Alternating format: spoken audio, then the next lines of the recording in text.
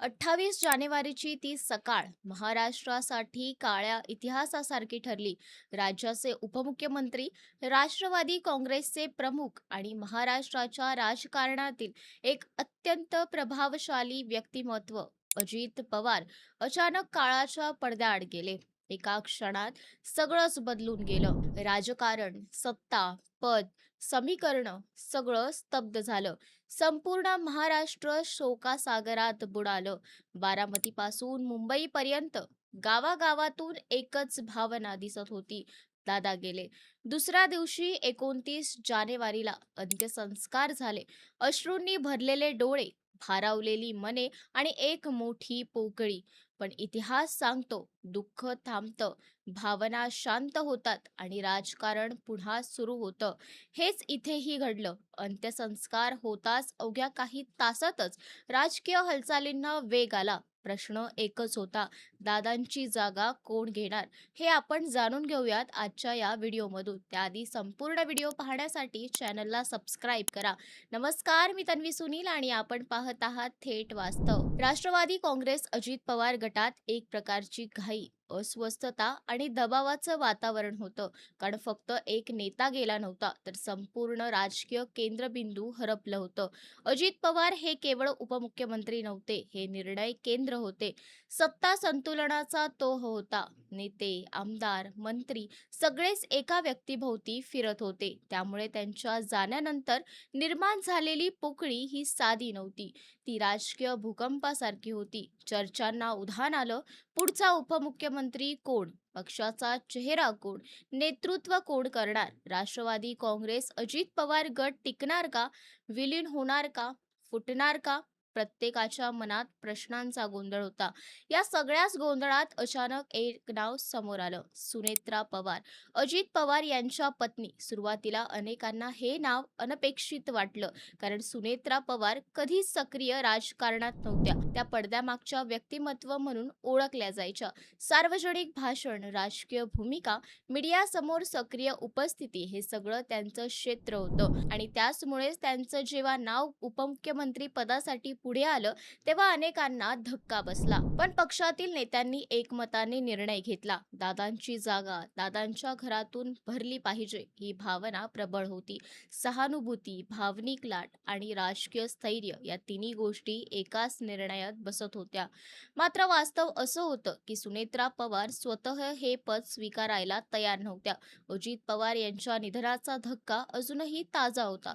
मानसिक अवस्था स्थिर नव्हती. दुःख, धक्का, जबाबदारीची भीती आणि अचानक आलेलं राजकीय ओझं हे सगळं एका व्यक्तीवर पडणं खूप मोठं होतं.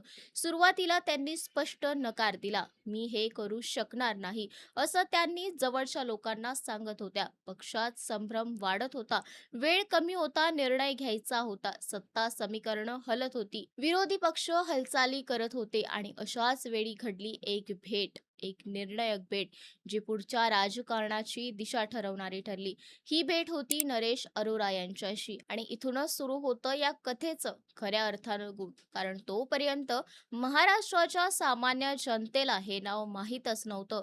राजकीय वर्तुळातील हे नाव फारसं परिचित नव्हतं. पण अचानक या नावाची चर्चा सुरू झाली. राजकीय कॉरिडॉरमध्ये एकच प्रश्न फिरू लागला, नरेश अरोरा कोण आहेत? नरेश अरोरा म्हणजे एखादा मंत्री, नेता, पक्षाचा पदाधिकारी, उद्योगपती, राजकीय रणनीतिकार की कुणी बिझनेस टायकून? बाहेरून पाहिलं तर त्यांची ओळख राजकीय नेत्यासारखीच वाटत नव्हती, पण आतल्या वर्तुळात त्यांना काही वेगळीच ओळख होती. पॉवर ब्रिज, सत्ता आणि निर्णय यांच्यातील दुवा, हे पडद्यामागचे खेळाडू होते. प्रसिद्धीपासून दूर राहणारे पण निर्णय प्रक्रियेत प्रभाव असणारे व्यक्तिमत्व. सूत्रांच्या माहितीनुसार नरेश अरोरा हे अजित पवार यांचे विश्वासू सल्लागार मानले जायचे. ते राजकीय व्यासपीठावर कधी दिसले नाहीत, तर धोरणात्मक निर्णयांमध्ये त्यांचा सहभाग होता. सत्ता, व्यवस्थापन, राजकीय समीकरणं, संपर्क जाळ आणि संवाद कौशल्य या सगळ्या ते प्रचंड मजबूत असल्याचंही सांगितलं जातंय.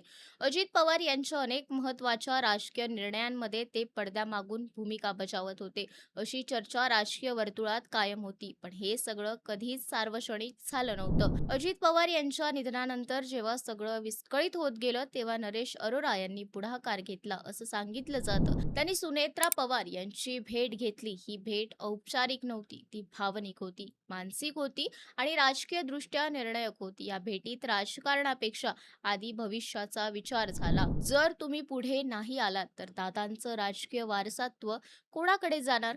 पक्ष टिकणार का? नेतृत्व कोसळणार का? कार्यकर्त्यांचं काय? असे प्रश्न मांडले गेले. ही फक्त सत्ता नव्हती तर वारसा होता. ही फक्त खुर्ची नव्हती तर अस्तित्वाची लढाई होती. नरेश अरोरा यांनी सुनेत्रा पवार यांना राजकीय गणित समजावलं. भावनिक बाजूला ठेवून वास्तव समोर मांडलं. तुम्ही पुढे आलात तर पक्षाला स्थैर्य मिळेल, कार्यकर्त्यांना आधार मिळेल, नेतृत्वाचं केंद्र राहील. अन्यथा सत्ता फुटेल, गट पडतील आणि दादांचं संपूर्ण राजकीय आयुष्य विस्कळीत होईल, असा स्पष्ट संदेश दिला गेला असं सांगितलं जातं.